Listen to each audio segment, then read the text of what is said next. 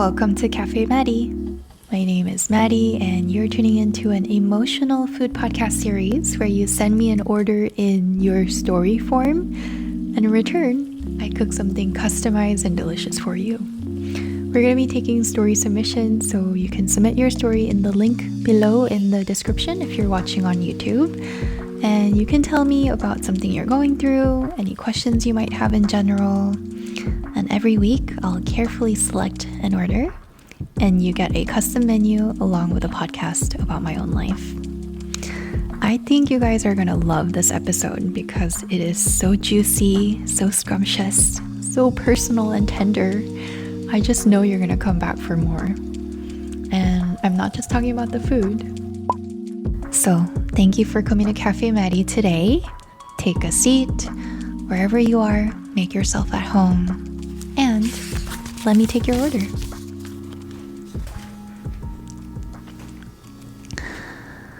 So today we have a customer from Malaysia. Her name is Layla, and she's 19. Actually, for her age, she put 19 but don't want to admit it. What? Why? Because you feel old? Compared to being what? 16? She sent in an order and it says, let me get into my 19-year-old character, okay? Maddie. Basically, I've been single my whole life and I'm never actually interested in the people who are on my level or people who can actually be my partner. I know that being single is normal and there's nothing wrong about it, but as a normal person living in today's society, I almost feel bad for myself for not having any experience in terms of a relationship. I just wanted to share this with you, and I wanted to confirm that I'm not alone in this. Alright. I hope that wasn't terrible. Layla, I'm not mocking you, I promise. I'm just a bad actress. But hello, my fellow single friend. We're 10 years apart, but we have that in common for sure. And Layla, your story made me smile a lot because it is fading a little bit, but I do remember what it was like when I was 19, and it felt like a lot of people around me were getting paired up in couples. I mean, I still feel the same way. I feel like everybody around me is getting married and having babies, and I'm just here being single. But when you're 19, and especially when you haven't even dipped your toes in a romantic relationship, the stretch of singlehood ahead of you can seem a little endless and daunting. So I get it. And as soon as I started to read this order, I knew exactly what to make for you. So first, let me give you some context and background. This dish is what single people eat to commiserate their singleness in Korea. We eat jjajangmyeon because the black color of the sauce is supposed to represent how burnt out our hearts are from being single and lonely. To be exact, Korea had this fad or trend in the 2000s where, in addition to appropriating the Western culture of celebrating Valentine's Day, the Korean media jumped on this opportunity to capitalize on more of these days. And they started adding more days to celebrate, something each month, and basically to market and sell more products that way. So on February 14th in Korea, on Valentine's Day, it became a thing for men to receive chocolate from women. And then come March 14th, it was White Day, where women received candy or treats from men. Originally, White Day came from Japanese candy companies that wanted to capitalize on this trend, and then it spread across Korea too. And then Korea came up with another day on April 14th called Black Day, I guess to counter this Valentine's and White Day. And it's basically like a singles awareness day where you eat jjajangmyeon to console your singlehood with black bean noodles. I don't know if Black Day is still celebrated, but I think on Valentine's Day, single people still like to eat jjajangmyeon. Just to be funny. Yeah, so I bet you didn't know this unless you grew up in Korea. So For Layla today, I want to celebrate and also commiserate our singlehood together and make us some black bean tteokbokki. Yep, not noodles, but it's a modern twist with rice cakes, and it's a recipe that's becoming very trendy on social media as well. Layla, I bet you're glad you sent me that order. Jajang tteokbokki. It's gonna be as black as my single heart, and based on your order, probably yours too. Let's get started. So actually, Layla, after reading your story, I was thinking of talking about maybe my single life as of the past few years, but I decided not to. And instead, I want to talk about the very different ways I fell in love in my 20s. But promise me to stay till the end because I don't want you to get the wrong message about love without hearing me out. This is something I kept very hidden and secret because it's such a precious memory for me. And it's something that I thought I'd be telling my daughters later on in their teenage years. But here we are, my love life up close and personal. Man, did I have any idea I'd be telling these stories when I was 19. No idea. So, I have 3 stories to tell. And I'm only going to focus on the very moment I fell in love each time because each of them looked really different. Okay? At 22, love was like a slow buildup of denial that sort of exploded in a split second. And at 25, I loved my best friend without really realizing for a long time. And at 26, it was love at first sight. Let's start with 22. So actually, I had no love interest or romantic thing going on all of my college years. I never really fell in love or liked anyone until I was 22.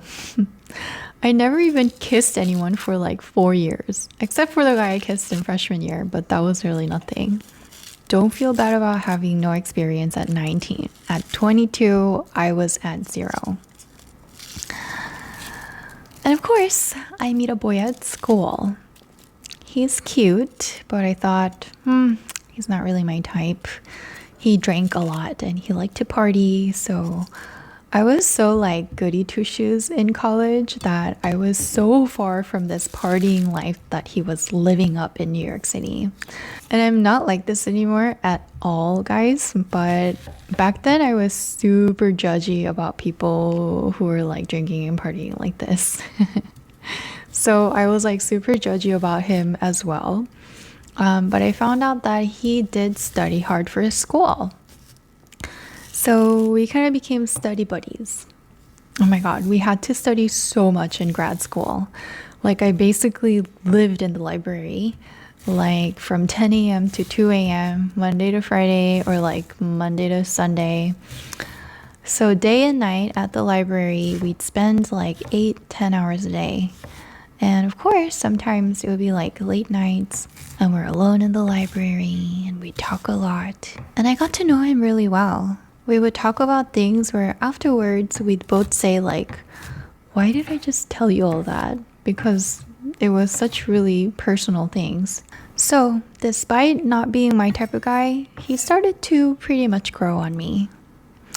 But 4 months passed, 5 months passed, and he never asked me out. He didn't ask me out on a date or anything. And all we did was we just studied together and did happy hour with our friends. And we'd flirt sometimes. But that was it. So at that point, I knew I was starting to get attached to him. But I really guarded my heart. And when I saw absolutely no sign of action from him, I decided to just see him as a friend. Because, I had no dating experience, but I knew that when guys are into you, they go after you. It's a rule of thumb. When guys are interested, they're interested, and you're not sitting there wondering for 4 or 5 months. So he was kind of giving me fuckboy vibes where he was hanging out a lot with me but not making a move. So after winter break, I went home disappointed, and I came back just totally fine because I had moved on And during the break, I had just like totally killed this crush I had for him by viciously reminding myself that he is not into me. I told myself like over and over, and I was quite good at shutting down these like feelings that I had like this. So when I came back to school ready to just be friends and not flirt and not get hurt, it worked. Granted, I had to kind of stop myself from spending so much time with him as I did the first semester.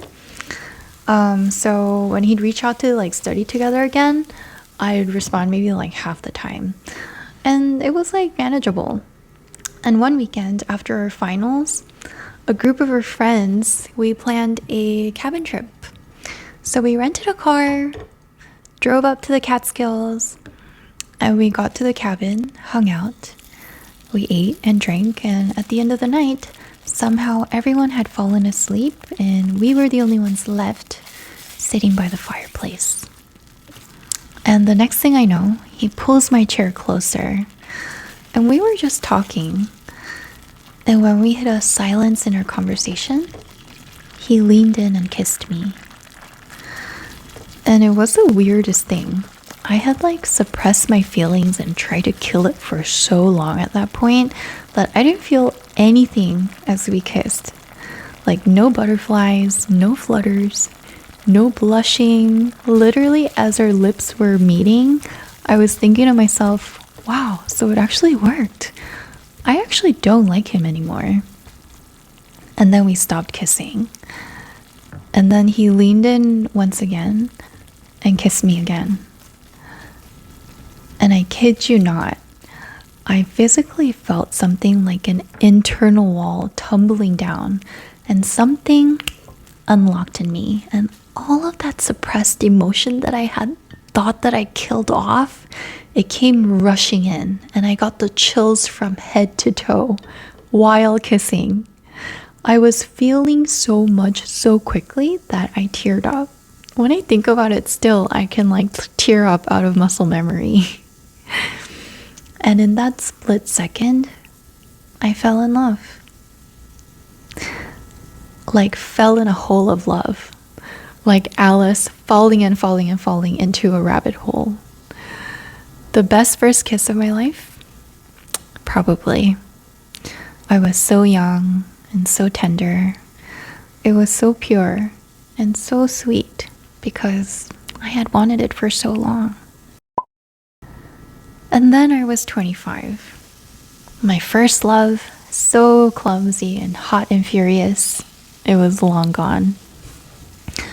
And at 25, I stumbled into a platonic love. This was when I was in residency. I made a friend and we met online. And when I had just moved into a new town near the hospital where I was training, he had also just moved into the next town that I was in. So he was completely new to the area too. We went on a first date, but we decided to kind of like be friends, I think, because we were looking for the same things. I was looking for a serious relationship, him not so much. So we decided to be friends. We hung out, we ate, we watched movies, we cooked together, and it was really all very platonic and comfortable. No sex. I don't think we were sexually attracted to each other that much, but it was really comfortable and we had a lot of fun. It was good because we were able to be like completely ourselves with each other and also pissed each other off because of it. And we became like best friends. And I still don't know if I'd call this like a romantic love, like a fiery love, but it wasn't entirely like a friendship either. Gradually, I really loved and cared about him as a human being and almost like family. And eventually we recognized this affection that kind of grew over time, and we saw a possibility of maybe like a dating relationship. So after talking a little bit, we decided to give dating a try. But somehow we weren't very happy as a couple, and we were fighting a lot and we weren't very compatible. So this didn't really work out that well, and we broke up actually after like 2-3 weeks. So this one was more like a platonic love that had no spark or butterflies and just kind of comfortably settled in over like 6 to 8 months. Then, a few months after that, I fell in love again at 26. So the one at 25, if you really made me answer what that platonic affection was, I might have to say it wasn't exactly like a romantic love. Because for me, I know when I'm in love with someone, it like takes no hesitation whatsoever to say what it is. And it also isn't really my choice. Always, for me, love just kind of happens. And as much as I've always tried to find the guy who checks off all my boxes, for me, love has never been about the boxes someone checks off, but something has to click. And when I fall in love like this, all of a sudden, the unchecked boxes, they don't really matter anymore. Anyways, a few months later, after breaking up with my best friend, I experienced something I really thought would never ever happen in my life. Love at first sight. This was a guy I matched on Hinge. I was like aggressively swiping on the apps after my last breakup, and he was one of the matches. And at the time, this urgency to date kicked in for me, and I was so determined to like move on and put myself out there, and I was ready to just go on a ton of dates. So I went into it with kind of like low expectations, as in like I went into it thinking like, yeah, this is gonna be one of the many dates I'm gonna start going on, and it's like a numbers game. I'm just gonna date a bunch of people and eventually find someone I like. But this was one of the first dates that I went on with this kind of attitude. And it's funny because that day, I remember like very specific details leading up to meeting him, but everything else is kind of sort of a blur. Let me explain. I remember the exact outfit I was wearing that day. And my hair. I had this like short black hair that came slightly down below my jawline like this, a little bit shorter than this. And that day I wore my hair straight and simple.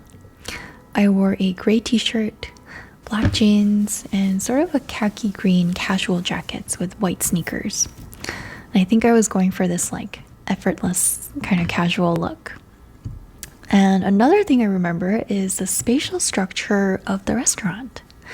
This restaurant had this like loft seating area where it had an upstairs, and then it was dimly lit with warm lights, wooden chairs and tables, and our seat was in the dead center of the loft. And I arrived earlier than my date, so I went to the bathroom, and when I came out of the bathroom, I found him at our seat. He was facing away from where I came out, so I went around, I said hi, and then I sat down. And this is the part where everything was sort of a blur, except for the fact that it felt like we were the only ones at the restaurant. And it's crazy because I don't really remember much about the food or even our conversation, really. But I remember how I simply and unexpectedly fell in love. Moment after moment. So this is what it actually felt like. The restaurant had these like beautiful ambient lighting, and we were seated facing each other on a small table in the middle of the restaurant. And it felt like there was like a soft, warm spotlight on us. And everything else kind of faded around us like a vignette. And a few minutes into our conversation, I was immediately drawn to him. I mean, he was handsome, and his hair was curly. He had this deep voice, and his tone of voice was also like gentle and passionate at the same time. And even through his laugh and smile, he had like a hint of a nervous look on his face, but also a playful, confident attitude. And most of all, I could feel that he was really attracted to me too. And it was really strange. I usually like don't think this. Like I'm not always assuming that somebody else is really into me. And usually when I go on dates, I'm not so good at reading what the other person is feeling. I mean, usually first dates aren't so like, or at least to me, it's more like an introduction. And I never felt like a crazy spark right away. But this was the first time where I just intuitively felt like this attraction went both ways. It wasn't really anything he said. He didn't really express his affection or like interest verbally, which I later found out in general he wasn't very good at it. But I think I just felt it in the way he was looking at me. Yeah, I think I really fell for his eyes. I remember looking into his eyes and it was like, for some reason, very deep and so welcoming and warm. And I remember thinking, oh, these are the eyes that I feel like I can grow old with. Such a random thought. I don't know why I thought that. But that's what came to mind. And the entire dinner, we enjoyed the conversation, which I think pretty much went from like talking about food to how we grew up, our perspectives on a lot of things that seemed to align pretty well. And the rest, honestly, I don't really remember much for some reason. Which in hindsight, I do think we had like a couple of drinks and I'm very lightweight. So I might have browned out a little bit, but you know what? I do remember this feeling in me that sort of spread and settled in. It's a little bit like how I fell in love at 22. It was something almost tangible. But this time, it wasn't something that uncontrollably tumbled down when I was 22. But it was peaceful, warm, and stable, and happy. You know when you drink a shot of whiskey and you feel the warmth kind of like settling in your stomach? It was kind of like that, but instead of the burn, it was sweet and subtle. So for the first time in my life, I knew I had fallen in love with a stranger in a matter of a few hours. So there it is, our jajang tteokbokki. So good. As black as my single heart. Because clearly none of these stories have led to a lasting relationship and I am single now. I'm just kidding. Layla, the reason I told you these 3 stories is because I want you to look ahead into your 20s and be excited. Because each time I was in love, it was new, wonderful, unexpected, and it looked different for each person I met. And it'll look something so different for you too. And even if the dating process itself that came after these dramatic love moments, even if it was like up and down and sometimes so ugly and so hard and the heartbreak was painful, even after all that, at 29 and single, I'm still pretty excited and giddy about my next one. And this time, I'm hoping it'll be something slow and steady, very ordinary and sweet, instead of something like tumbling down a rabbit hole. But who knows? Hope you guys enjoyed the jajang tteokbokki. Man, I really enjoyed it myself. I think the classic noodles will always have my heart, but eating this with rice cakes actually works really well because it kind of allows you to enjoy the flavors of the sauce a longer time as you're chewing the rice cakes that are coated in the thick sauce. And I hope you guys enjoyed this story as well. These memories are like little gems that I keep in this little tinker box inside my heart. And I'm glad I'm able to share this with you. I'm sure you can tell, but I really love life as I have lived it, and I wouldn't have had it any other way. But I had to learn to look at life this way. And in the upcoming episodes, I want to share and go a little deeper about a moment that made me shift the way I look at life in general. How I sort of developed an eye to really treasure my memories, whether they were magical or really painful. I want to talk about how I learned to love my life as I'm living through it. So stay tuned for the future episodes. If you'd like to leave a review of the podcast, I would love to hear it. So feel free to comment down below. Also, if you have a story about falling in love, please share down in the comment below. I would love to see what you guys have to share as well.